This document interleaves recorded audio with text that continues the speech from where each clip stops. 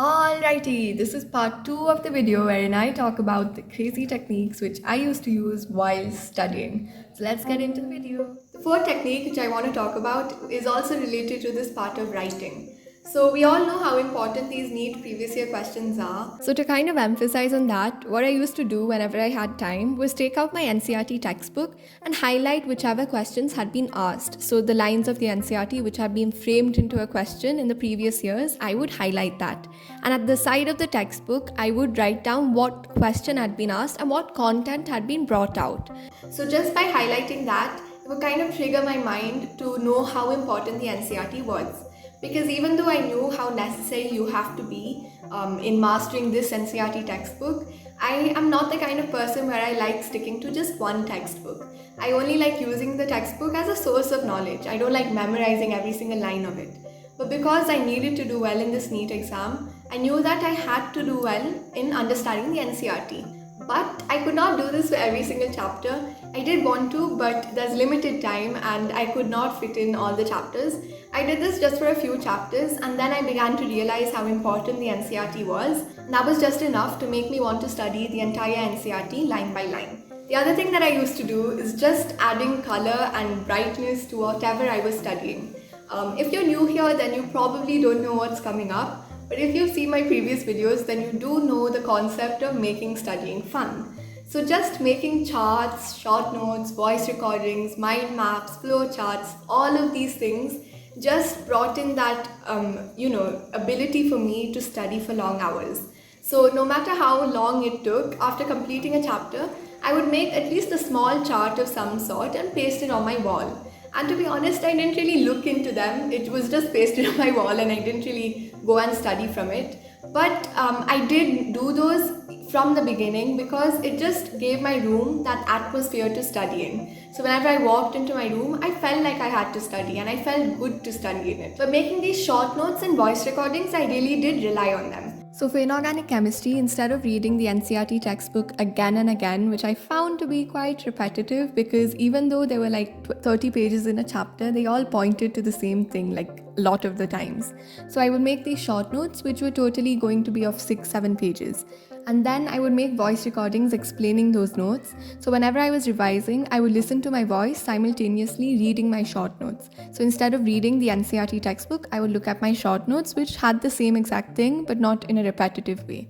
Making flowcharts was another big thing which I did and I'm really proud of. And these are the things which I really did study from.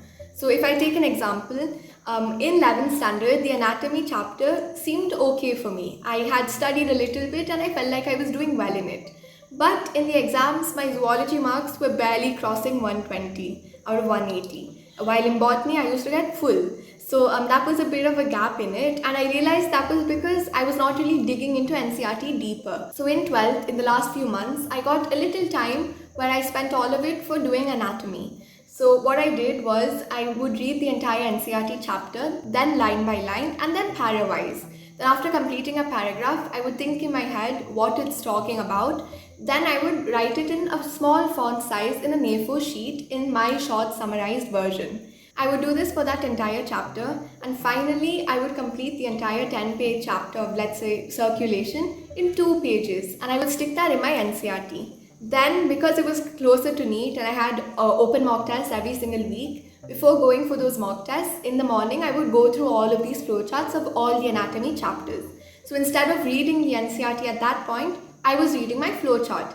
And I was confident in doing that and skipping the NCERT lines because it had everything. It was just in a summarized version and it had all the important points. In the NEET exam, I ended up doing better in zoology than botany because of these flowcharts. Another thing which I had incorporated into my self-study was used whenever I found it hard to memorize the facts presented to me. Or whenever a topic was too huge to cover but had a huge weightage, I would sometimes use this technique. That is to get mesmerized by the topic you are studying. So let's take an example of Animal Kingdom of 11th standard. This was a chapter where at the beginning when I was presented with it, I was quite overwhelmed by it. Like so many phyla, so many features, too many examples to remember and just too much of information to take in. But it's of a huge weightage in the NEET exam. Like if you see the previous year questions, it exceeds the normal amount. I knew that I had to get mesmerized by what I was learning in order to do well in it. Now this is where the beauty of self-study actually comes into play. See, self-study really has no boundaries. You're not really enclosed in a classroom and forced to listen to what a particular teacher says. You have the ability to spend as much time as you want for every single part of a chapter, and you have that ability to know what works for you. So this is where you should use your self-study techniques, and that's what I did. For this chapter of Animal Kingdom, I went on YouTube, and instead of finding these routine normal lectures wherein they dictated whatever was there in the NCERT, which is fine for many chapters, but for me it wasn't fine for Animal Kingdom, I went and tried to find other entertaining videos which deviated from the NEET point of view. So for phylum Nidaria, I would search for the Aurelia, the jellyfish, a short documentary of the same. And by watching that video, which is not entirely related to it, I would get a visual representation of how this medusae form, polyp form is. And by getting that knowledge, I was getting that need or want to study further into it. And that became easier for me to grasp the details. And another thing, because Animal Kingdom is of 11th standard, but it's really important for the NEET exam, which is like 1.5 years later, I had to remember it at that point of time as well. And that is why I relied on these entertaining videos. Because even though they branched or deviated away from that normal zone of studying, that is through a whiteboard and that way of teaching, which is necessary for a lot of chapters, by looking at other videos, I was able to get that ability to study the important parts. So by learning about all the phyla through this way, I was able to easily absorb the lines of NCERT in a better manner. Other minor things which I did, which aren't really as big as these ones, was like set a 10-minute timer or a 5-minute timer, and within that time, however much I could, I would try and understand the concepts of a particular chapter which I really did not like. And I almost forgot, sometimes I would wear these cool outfits or these funky outfits, put on makeup, and just wearing those things, doing those things made me want to study. So try changing your appearance sometimes, and that does make you want to study.